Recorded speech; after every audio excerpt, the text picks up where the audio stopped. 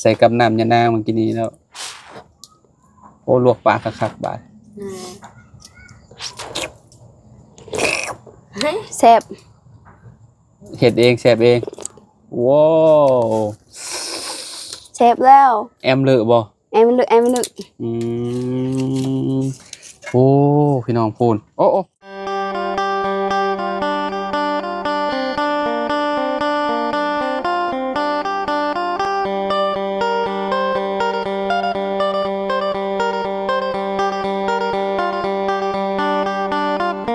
สบายดีและสวัสดีเนาะพ่อแม่พี่น้อง FC เบิร์ดสุขุสุคนเนาะมื้อนี้แวะเวียนมาทางบ้านน้องไม้เพิ่นว้าวเฮ็ดหยังเด้นี่เนาะสบายดีเด้อสบายดีเนาะมากับพลอลีเหรอนี่น้องไม้น้องทายนี่เนาะจะเอาไปแกงใส่หยังกันนี่น้องแกงใส่หน่อไม้บ่โอ้พอดีเลยนะบ่าวกินน้ำมื้อนี้แกงแซ่บๆเลยเนาะโอ้มีบ่หมากมันน้องหมากมันมีบ่โอ้มีอยู่เนาะข้างบักบวบน้องน้ำพี่น้อยเนาะโอ้ฝนตกแล้วบ่ไหวแล้วเนาะบ่ไหวแล้วเปียกได้นี่ไปพี่น้องเอ้ยเนาะโอ้ตกได้ตกดีแท้อันนี้เฮ้ยโอ้พี่น้องเอ้ยเนาะโอ้โตพี่น้องเอ้ยเนาะเต้เอาเป็นหยังเตะต่อนี่คือบททอนออกซะโอ้ยพี่น้อยเนาะพี่น้อยเนาะฝนตกมาอีกแล้วโอ้ยสบายดีอายะโผโดยอยู่เทิงโผพี่น้อยเนาะพี่น้อยเนาะตอนนี้ก็น้องหลังจากที่น้องเพิ่นไปเก็บยอดบักบวบเนาะอยู่ข้างน้องน้ำพี่น้อยเนาะอันนั้นบ่นี่นะเครื่องที่ว่าสิแกงใช่บ่โอ้ได้หลายเติบเนาะพี่น้องเรามีหมักบัวผักคะบ้านเจ้าห้องได้อันไม้บ้านเจ้าห้องผักคะได้นี่ผักคะในห้องได้ผักเน่าผักเน่าบ่ผักเน่าหรือผักเน่าอันผักกระแยงนี่ไปเก็บมาได้ใช่อันนี้น่ะเขาซื้อมาบ่น้ำยานางพี่น้องเนาะอันนี้ก็ไปซื้อมาคือกันเห็ดเข็มเนาะอะไรเอาไหนไปเป็นอะไรตู้เห็ดยังอันนี้น่ะเห็ดกินให้เด็กน้อยบ่ต้มยังอันนี้น่ะเนี่ยโดยกันคากฮะกันคากอ้อมกันคากแม่นบ่โอ้คันคากเขาบอกห้วยไปหามาพันคันคากนี่นี่เก็บกันข้างคุณนะเจ้าได้มาบ่ตัวใหญ่บ่คันคากคือกบหาได้บ่ บ่ได้ลอกนังลอกยังมันจะบ่เอาลอกบ่เลยเนาะพวกยางพวกยังมันอันตรายได้คันคากเบื่อได้เจ้าได้บ่เจ้าได้คันคากบ่น้องทายจะมาแต่เอาบักเพชรแล้วได้มันอยู่ใส่มันอยู่ในใส่อยู่ในหนทางอ้อมคันคากให้ลานกินโอ้พี่น้อยเนาะสุดยอดเลยอายะเนี่ยอ้อมใส่หม้อน้อยนี่เนาะหม้อนี่ได้มาแต่ใช้หม้อนี่นะน้อยๆเฮ้อเอามาแต่ใช้หม้อน้อยๆนี่ซื้อมาบ่โอ้มีหูจับแบบนี้คักอยู่เลยพี่น้อยเนาะเอาไว้หุงข้าวเล็กน้อยเนาะไม้เนาะอันนี้น้องไม้พี่น้อยเนาะน้องไม้น้องไม้ไปหามาเนาะไปซ่อนห้อยให้น้องไม้เอาน้องไม้นี่ไปซ่อนห้อยเลยได้น้องไม้แล้วก็เอามาเลยดุได้พี่น้อยเนาะทางน้องไม้เนาะมื้อนี้เราสิเฮ็ดเมนูเด็ดเราอ่ะสิแกงน้องไม้แล้วอ่ะพี่น้อยเนาะโอ้ สิเอาหอยจูบใช่บ่ โดย สิเอาหอยจูบใส่ตะแกงกับหน่อไม้พี่น้องเนาะ สอนแต่ เอามามื้อใดนี่น่ะ มื้อนี้แต่เอาประมาณ10แต่12โมง หอยนี่ได้ โดย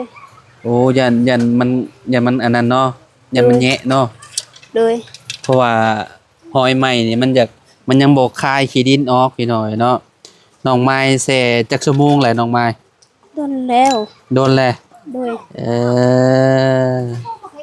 โอ้เมนูเด็ดเด้นี่แกงหอยใส่หน่อไม้นี่คักเลยเนาะ โดยให้บ่าวกินน้ำกัน ฮะ ให้บ่าวกินแม่ ให้นาบ่าวกิน โดย สิกินน้ำให้นาบ่าวกินน้ำบ่ โดย เป็นได้เรื่องพื้นเรื่องไฟ ยัง ฮะ ยังอยู่ยังบ่ฮู้เฮา ทางเบาเสียงเว่าได้มื้อนั้น เฮามีนึ่งข้าวอยู่เฮือนยังบ่ฮู้ หึ เฮาบ่ฮู้ เบาเสียงเพิ่นมาล้มนั่นได้ซะ กับพ่อเฮา ลมกับพ่อเจ้า โดย เจ้าบ่ได้ฮู้บ่ โดยเฮาอยู่เฮือนนี่เฮานึ่งข้าว เออพี่น้อยเนาะเอ้า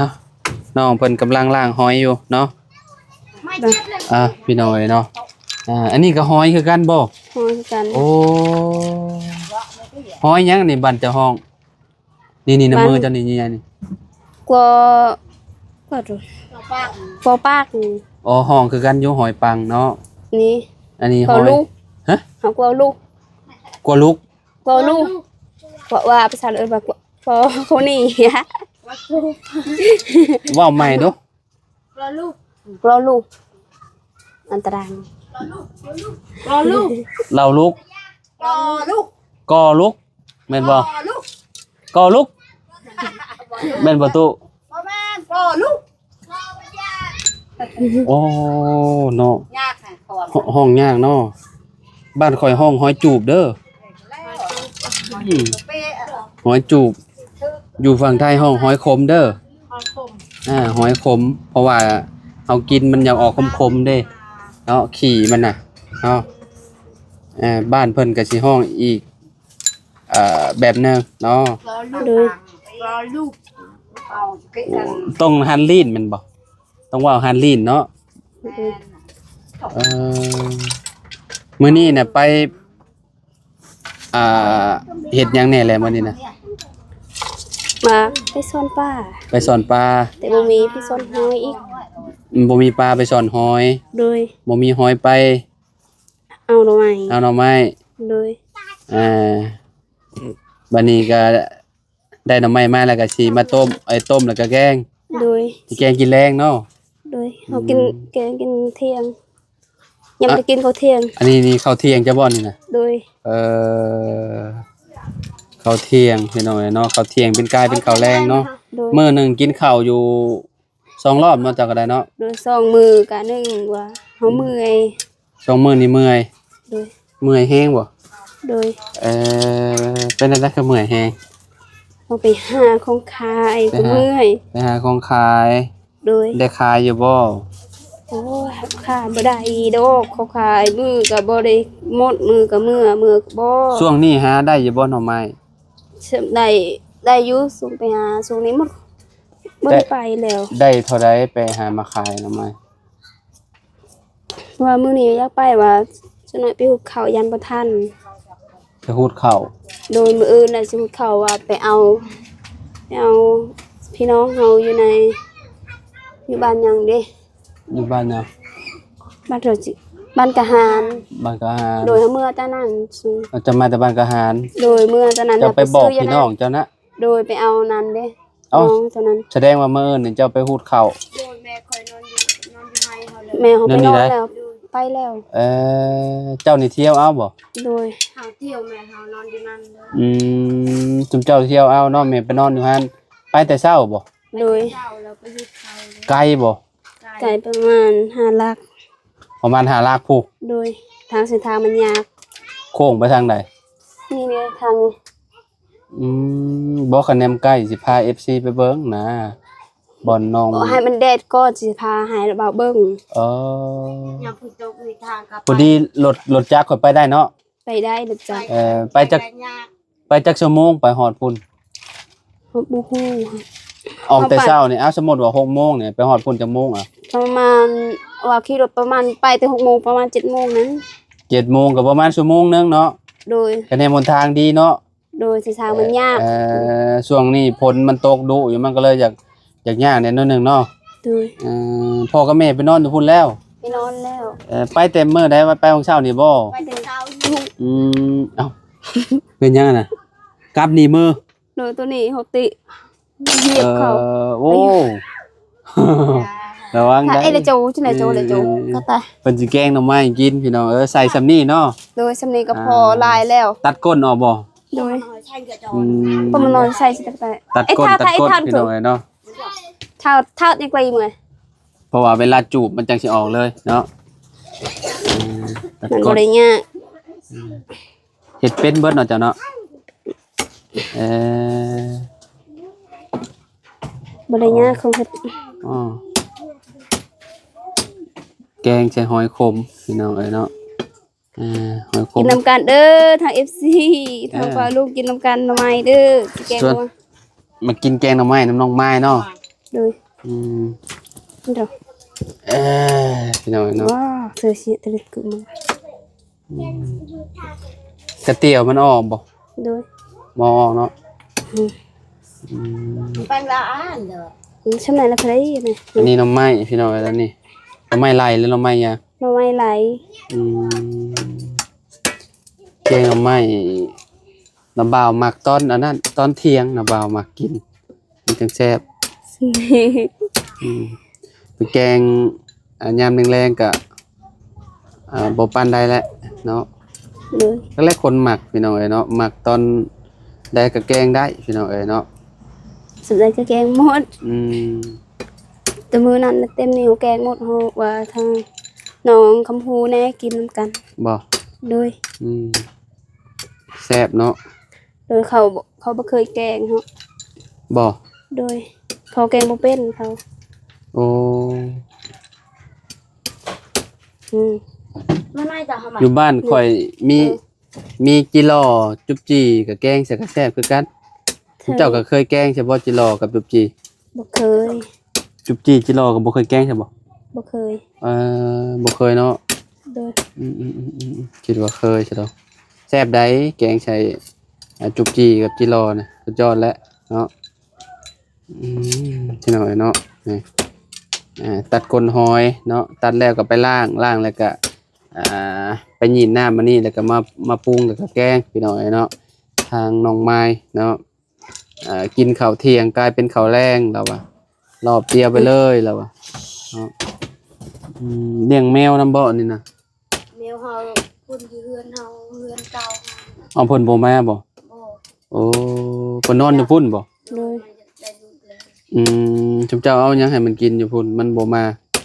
กินข้าวอยู่เฮือนน้องให้ได้มารับ มันเถอะ ให้ให้ ในตู้เราให้น้ำขึ้นมาให้เนาะกะว่าจังมื้อน้องสิพูดแล้วข้าว ประมาณ2อาทิตย์นั้น 2 อาทิตย์ โดย อ๋อโตโดนอยู่ซะเนาะ โดย ไปพูดแล้วก็คนมาบ่ โดยไปคนหมดก้อนสิคนนะ ให้พลเบิดก่อน โดย เอาหยังไปคนเอารถจักรอันแบบรถจักรเก่าๆนี่นะ โดย ใส่ข้างละเท่าใด พ่อก็ใช้ใส่หากระสอบเลย โดย ข้าวแต่เนี้ย โอ้ใส่หากระสอบเลยเหรอ โดยอยู่ทางล่างใส่ซี่อยู่ใส่อยู่แล้วอยู่ข้างหน้าอันนึง โอ้แสดงบ่แบบโหดอะดิเนาะใส่ลายแฮงเนาะ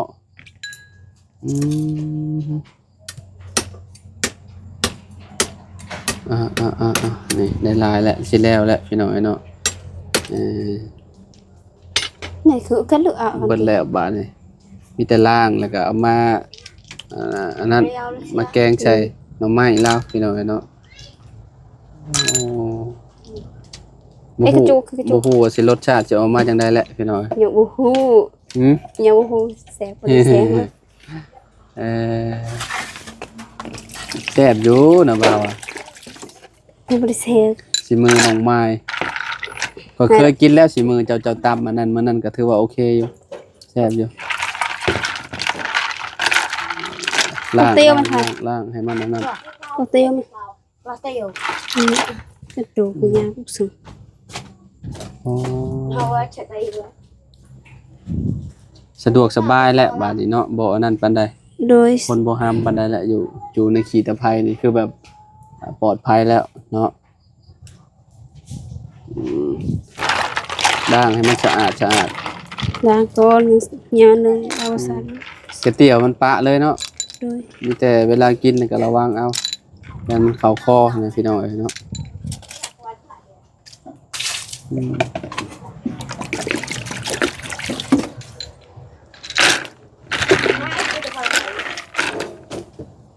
นี่ อืมมักพริก ล้างที่จอเลย น้องทายตำมักพริกใส่ข้าวเบื่อก็มาแล้วบ่อืมมาเรียบร้อยเนาะมัมนี่พี่น้องเอ้ยเนาะ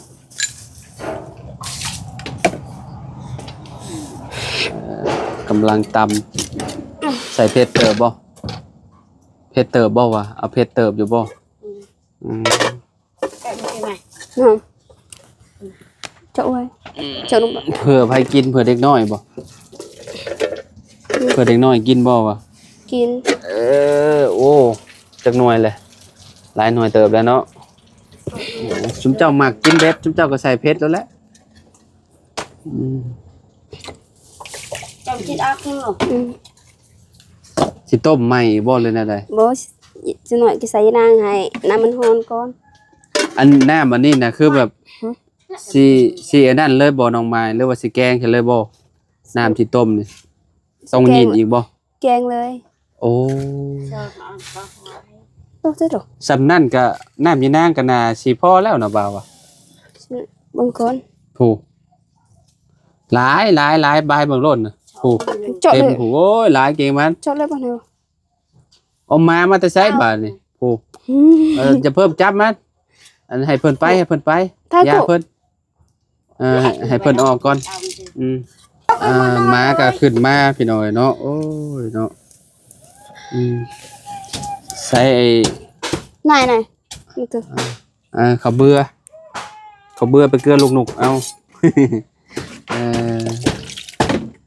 ลงไปแล้วหอยพี่น้องเอาหอยลงไปเรียบร้อยนี่มีแต่เอาน้ำยะนางมาเทใส่พร้อมบาดเนาะ เลย พี่น้องเนาะตอนนี้ก็มา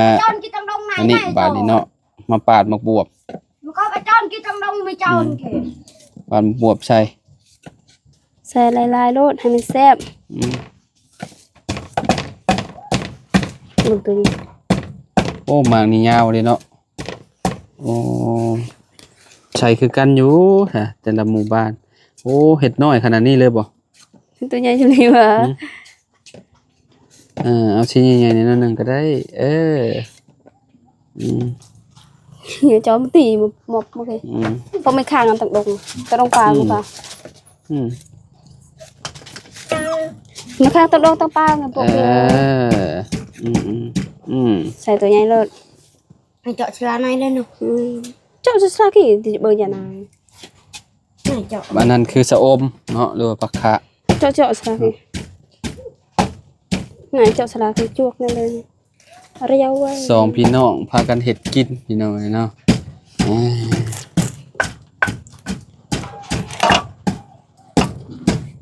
ให้มัน เอาพี่น้องเนาะเพิ่นปรุงเป็นนัวชะนีเลย